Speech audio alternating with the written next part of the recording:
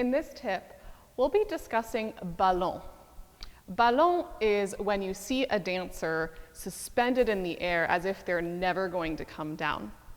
Ballon takes its name from the French word for ball. So think of a way that a ball bounces.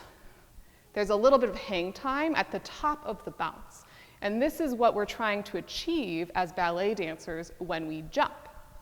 Ballon is achieved by using a good plie, finding a really nice spring off the floor with strong feet, and also supporting from underneath your hips as well as your low abs.